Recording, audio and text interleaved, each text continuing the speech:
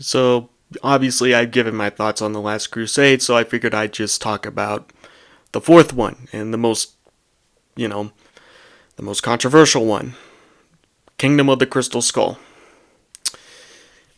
This one is a guilty pleasure for me. Um, it's not. I mean, this is difficult for me to say because I do like this movie. In fact, this entire series. I'm not sure about the fifth one. Of course, I'll give my thoughts on it, but I'm fine with this movie.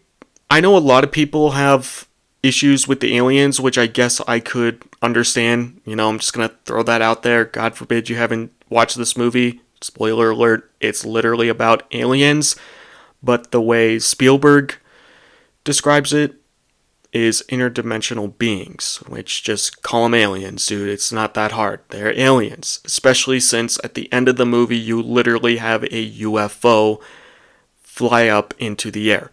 They're aliens. I mean, you can call them what you want, but don't call them interdimensional beings and then have a UFO show up. It's just dumb. But with that said, it's a okay movie.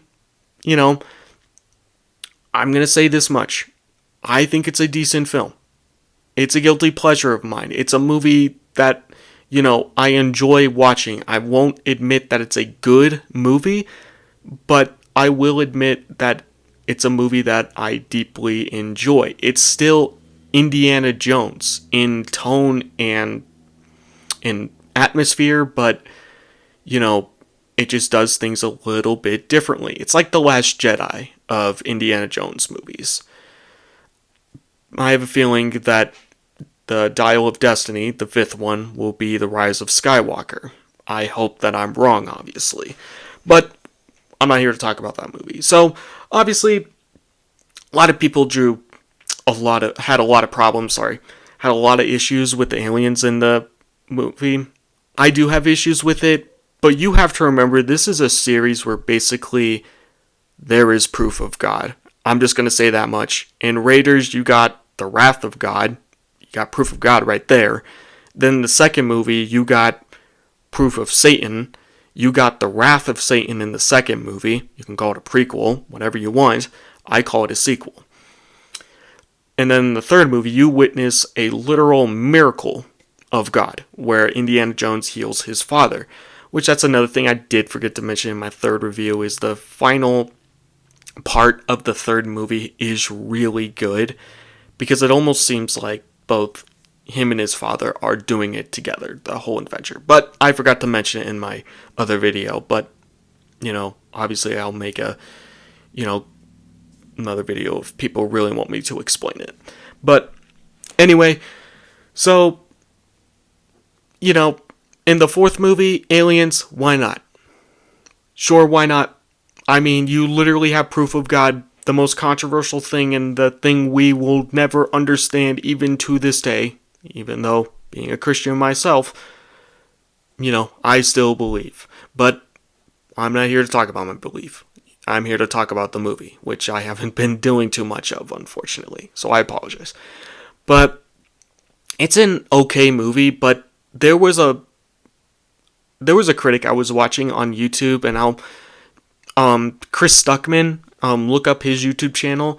But when he reviewed these movies, he did mention something that was like a really good point that I really have seemed to pick up on, is that he said that this movie is so polished. It's clean. It looks really like freshly, like everyone has clean clothes, but yet they're in the jungle, they're in sand, they're in mud. I mean, they're going through all sorts of terrain. And, in the old movies, obviously, those were made in the 80s. So, of course, camera's not that great, but you got a sense of, excuse me. You got a sense of how dirty the characters would get. They all looked very unpolished. They looked, again, like I said, they looked dirty. They looked grimy. They looked like people that have been through hell. But in this movie, they look so clean. There's a moment in the movie where, upon rewatching it, where Indiana Jones and Le Group are being shot out of this cavern with water, and a shot later, after they're shot out, their clothes are pristine. I mean, it's just so clean. They got shot out of a cave full of water, and I get it, it's water, but it's like dirty water onto more sand and mud, and yet they all look so clean. All their clothes look clean and just fresh. So there's an issue I have with the movie. It still kind of bugs me to this day. And also it's a thing that Spielberg never quite got away from, and especially in his later movies, where everything was very oversaturated. Obviously, if you don't know what oversaturated is, it means that things are too bright. Like, look at the window behind me. In a Spielberg movie, it would be brightened up to the max. I mean, everything would look very, like, grimy and dirty, and it doesn't look pretty. So, that's the thing. In terms of, the story, it's obviously not great. And also in terms of just the look of it, it's just not a good look, because in all the other three movies, you got a sense of how dirty they would get. But yet, in this one, they're so clean. At least in the fifth one, it looks like they are getting at least a tad bit dirty. But I digress. I'm trying to think of any criticisms. The jungle scene, I did watch behind the scenes footage of this, and yeah, the jungle battle, although it's really cool, aside from Mutt swinging with monkeys, which I'm not even going to go into, it's just so freaking stupid, but everything just looks very fake. There's a lot of CG in this movie, and even if it's shot on location, I saw them in the behind the scenes footage, they shot a majority of the jungle scenes on location, but yet it all looks digital. It looks... here, hold up. My battery almost died on me. But everything just looks so CG and fake. At least in the old movies, even if there was an effect that didn't look real, it didn't look overly CG to take away from your enjoyment or your immersion. You were immersed in that movie. In this one, you can kind of see where all the computer graphics are going in. Also, the gophers in the first half of the movie. In fact, the first half of this movie is pretty good. It's alright. I'm not going to criticize it. Obviously, first time watching it, I'm thinking it's not a bad opening to an Indiana Jones film. Obviously, they do nuke the fridge, or, jump the shark, but of course, I'm going to use the more, iconic term, they nuked the fridge with this one. The fact that Indiana Jones survived a nuclear explosion in a fridge that went tumbling down. Look, if that blast didn't kill him, surely the tumble would at least kill him. It didn't even give him any broken bones.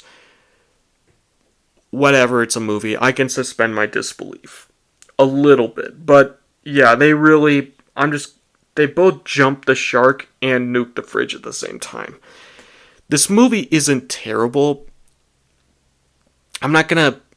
Because I don't like mob mentality. Like, I'm not going to pile on hate on things. That's the one thing I will say, that even if I don't like a movie, I'm still going to name all the good things about it. I don't like piling on things that people have already said in the past. I don't like that mentality. I want to point out the good in the movies. Even though, yeah, I will rant about things I do not like about a certain movie, like this one, for instance, and eventually when I get to the later Star Wars movies, I will for sure rant on those. But I will look for positives, because I respect filmmaking. I respect it a lot. Even though I'm going into a different pathway, I still respect, like, the filmmaking, journey. They worked hard on this, I will say. And it seems like everyone's not half-assing it. I definitely do not think anyone's half-assing it. Everyone seems to be having a good time. There's very few chases in this movie, but, there are quite a few decent action sequences. Obviously, like the beginning half, there is a joke in here that I wish they did throughout the majority of the movie where, Indiana Jones kind of, uses his whip. And funny enough, in this movie, he never uses his gun, which is another thing that Chris Stuckman mentioned that he had an issue with, that I also have an issue with. I mean, he doesn't use his gun at all.